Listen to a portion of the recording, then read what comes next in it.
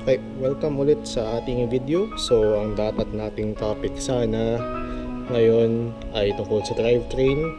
Pero dahil meron tayong urgent na request ngayon, tayo ay haharap sa urgent bike repair.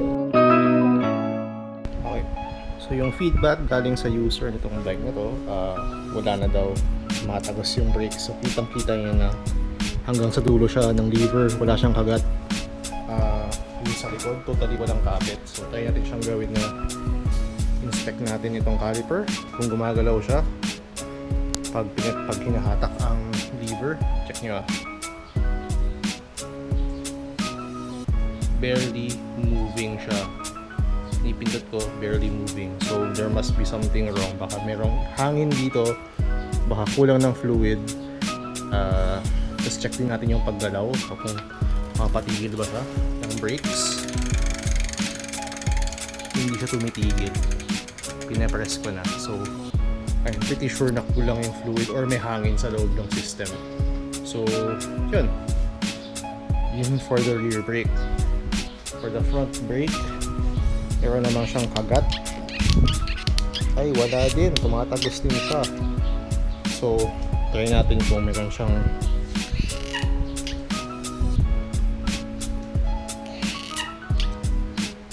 medyo merong squealing sounds. At the same time, medyo hindi din responsive yung pads. Check natin ha. Compress naman siya. So, sa front brake, linisin natin yung pads, linisin natin yung rotors. Tapos check din natin kung merong hangin sa loob ng system. So, punta muna tayo sa table para i-ready natin kung ano yung mga kailangan natin na mga materials. So, ang mga kailangan nating i-prepare na tools, syempre, ang mga hex wrench muna. Pang readjust ng inyong brake lever, ito ang ating 5mm hex wrench. Pang adjust ng mga bleed valves, ang 3mm hex wrench. At ang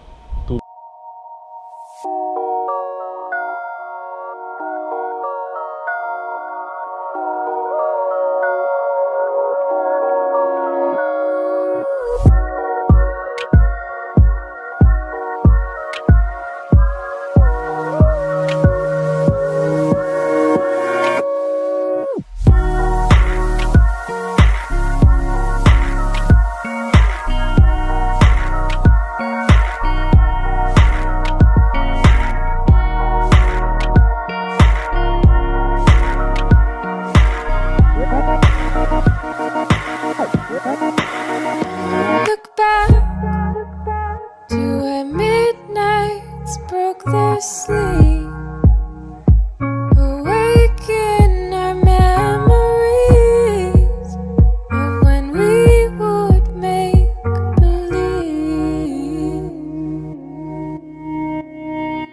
Collide, colors of the masquerade. Watch as they fall away, faceless under faces made. And weeks went by but felt like hours. Spring would lie in summer showers. In my hair were winter flowers. And weeks went by but felt like hours. Seasons multiplying power that I found in winter flowers.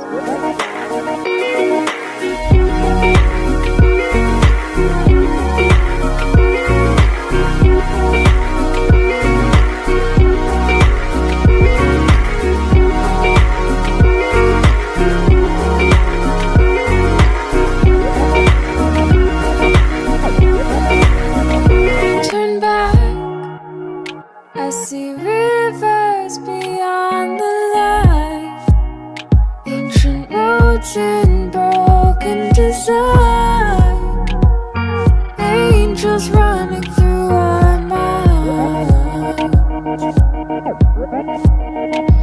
Look up, your city's built on marble floors, neon lights. Pwede ang baby oil, yung pure unscented baby oil, pwede daw siyang substitute for mineral oil kasi yung oil lang din siya. Meron kasing mixed reactions from sa suggestion na yun. Sabi ng iba, nagagamit naman daw nila, okay naman. Sabi ng iba, hindi siya kasing okay as actual mineral oil. Nagamit na namin yan once sa brake system ng iba kong kasama. Pero personally, ako, never ko pa siya nagamit. So, maybe one of these days, pag may kailangan akong i-bleed na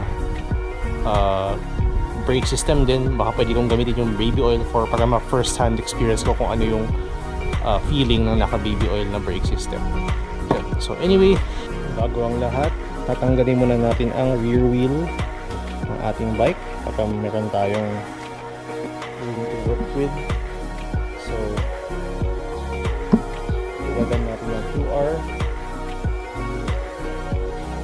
para hindi makontaminate ang pads. Tanggalin muna natin siya at lagyan natin ng bead block ng caliper.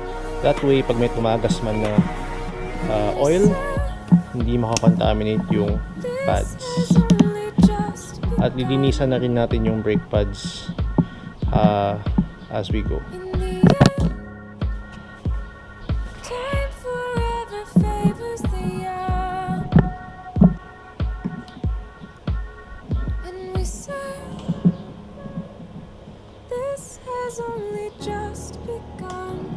Inspect natin yung pads kung merong signs of leaks, at mukhang meron tayong leak dito. Meron tayong fluid leak. That's bad. So baka tumutulo yung fluid natin galing dito sa caliper natin. So ibalagay muna natin tong bleed block sa loob para hindi mag-press together ang ating caliper, ang ating brake, ang ating pistons. Yan. Once natanggal na yung rear wheel, you have to make sure na yung lever mo ang highest point ng brake mo in the system. So ito yung lever, yung hose yan nagta-travel pababa. So yun, we made sure na yung caliper ay nasa lower part ng system vertically, tas yung ating lever ay nasa higher part. Bakit? Kasi kailangan nating may squeeze out yung air. So with this orientation, naturally the fluid will travel lower sa system papunta sa caliper, and lahat ng hangin sa system ay naturally aakyat papunta sa lever. So that way, mas madaling i-flush out ang ating air bubbles at mas madali nating ma-refill ang system with fluid. So buksan na natin yung sa lever. Using our 5mm hex wrench, luluwagan natin ang ating lever sa handlebar, and make sure natin na dapat siya ay flatly vertical. Bakit? Kasi para mas madaling ilagay yung burp cap and para hindi tumapon yung ating fluid.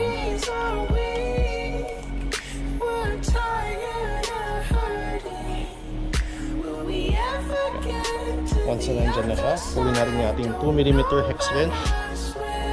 Buksan natin yung valve, burp valve dito.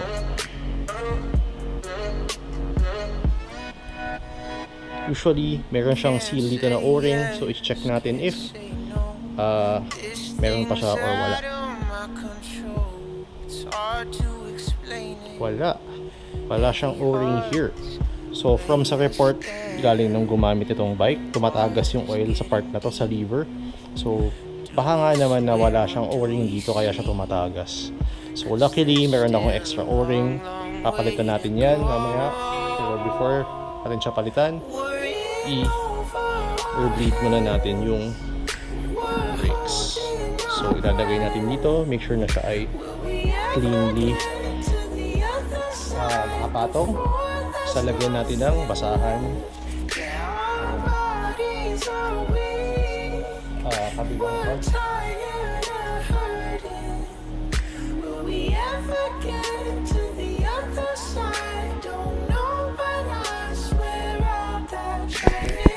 Lagay natin siya ng konting mineral oil.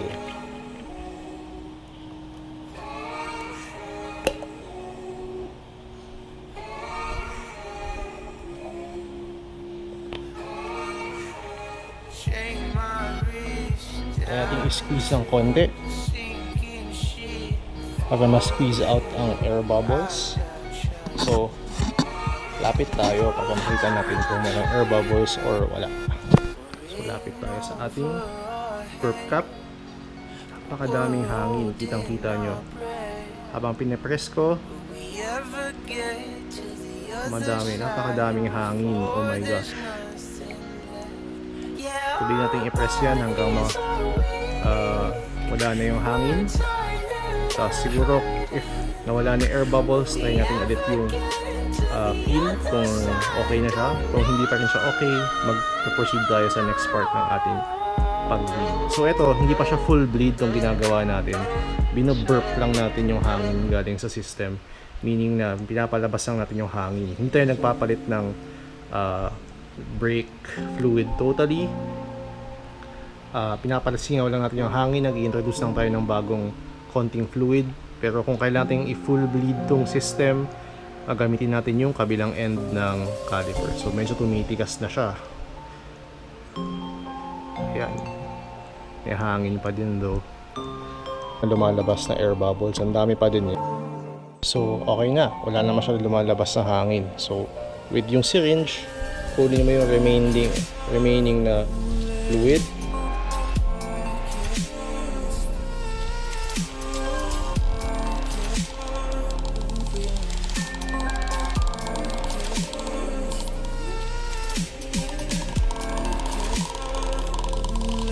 And set aside natin siya. Baka kailanganin pa natin siya later.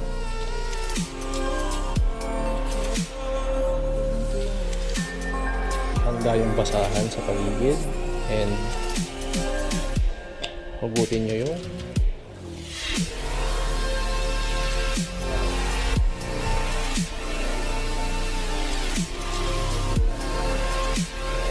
then nakabit natin yung ating o-ring dito sa screw. Kasi babalik natin siya.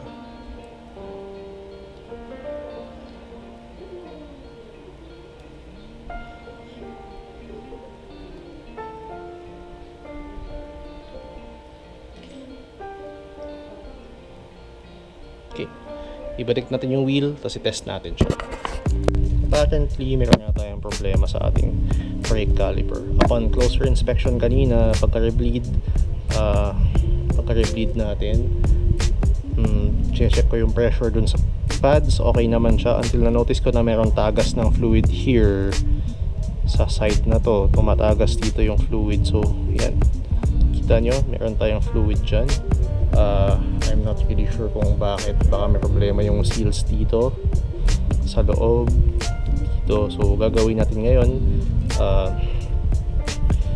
bubuksan natin siya and tingnan natin kung ano magagawa natin. So yan, para makita na natin kung paano talaga gumagana ang ating brake levers sa ating hydraulic brakes. So meron tayong lever arm na nandito na nakakapit sa ating piston arm na nandito. So meron tayong piston sa loob na to. Kita nyo tong white silvery thing dito. Meron tayong piston sa loob na pag pinipindot nyo yung lever, nagtutulak siya ng air. Papasok sa ating system, nag-i-introduce siya ng air. Hindi naman air actually, tinutulak niya yung laman ng system pag ganun. So kung pa-enclose tong system ito ng hydraulic fluid, ng mineral oil, pag pinindot mo siya, ipapropel niya yung fluid down the system towards sa calipers. So ang problem natin ngayon, meron tayong ang ating leak ay hindi galing sa part na to. Ang leak natin ay galing sa part na to. So ang gagawin natin, check ko kung pwedeng tanggalin itong entire system na to para mailabas natin itong lever arm, para kung pwede natin reinforce yung seal dito para hindi siya masyadong mag-leak. Okay. So, wow. First time ko palang kalasin yung non-series lever lang to this extent. So, you can see here yung lever body. Tinanggalan natin yung piston sa loob. Tapos, if the light, hindi kasi kita sa lighting, meron tayong buong hollow tube inside here. Sa loob ng tube na yan, meron tayong spring and may piston head tayo na is pushed by this lever, this stick thing na naka-attach sa lever natin. So kada press mo ng lever, push na yung piston and itutulak na yung fluid. So judging from the look of this, nagkaka-problema siguro tayo here sa seals nito. So ang gagawin natin, i-reinforce natin yung seals niyan with Teflon tape, just to improve yung seal. Tapos i-put back natin together lahat to, and we will test again kung nagdi-leak pa siya. Okay, so nabalik ko na siya. Took me that long para ma-piece back together tong lever. So it's kind of difficult, lalo na yung lock ring dito. Merong lock ring na parang C na ganun. Siya yung pinakamahirap sa lahat ibalik. Siya din yung kumain ng time ko sa pag-reassemble nung lever. So yun, so nalinisan natin siya, na-reinforce na natin yung seal dito sa loob ng piston dyan. So ang gagawin natin, ibabalik na natin ang gasket na to. So rubber gasket siya, babalik natin siya sa loob na itong para matakpan niya yung cap ng ating brake lever, and ibabalik na natin itong ating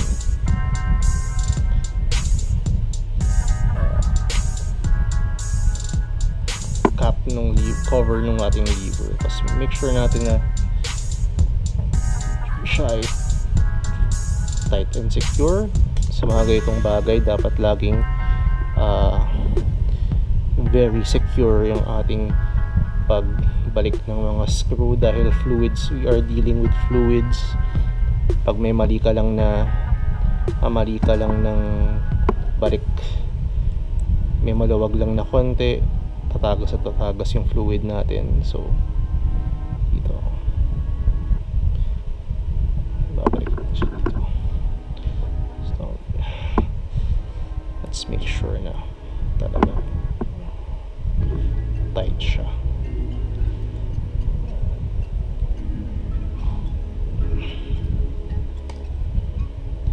Yan. Dahil medyo pangit na yung lighting and lilinisin ko pa thoroughly yung caliper and other things, tuloy natin later this morning yung ating video on this one.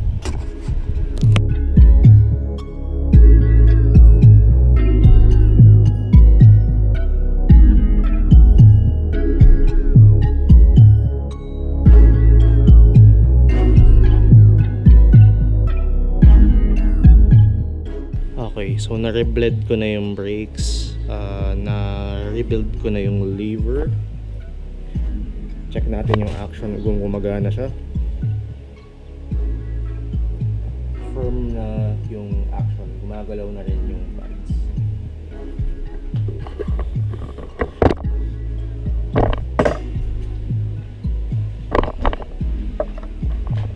Here in front, wala na siyang tagas dito, at hindi na lumulubog, hindi niya tumatagos yung brakes. Then punta naman tayo sa kabila kasi ito may problema din siya, medyo malalim.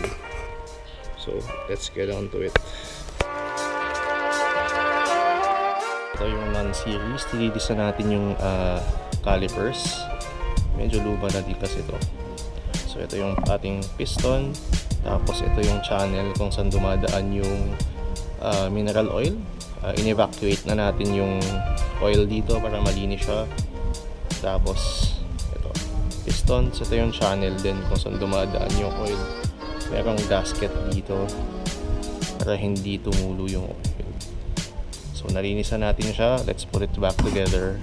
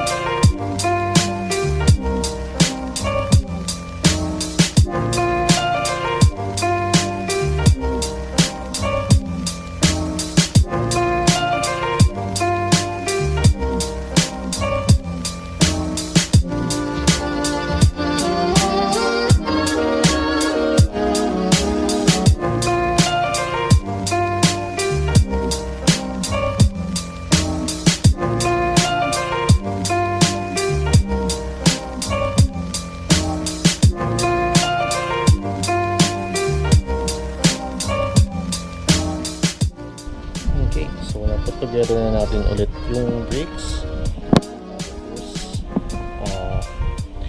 Yan, working naman na siya. Hindi na tumatagos yung brakes sa front. Hindi na rin tumatagos yung brakes sa rear. So yan, mission accomplished. So kung nagustuhan nyo yung content namin for this video, please hit like and subscribe. Hit the bell button sa baba. And we'll hit you more with more mechanic videos in the next coming days. So maraming salamat.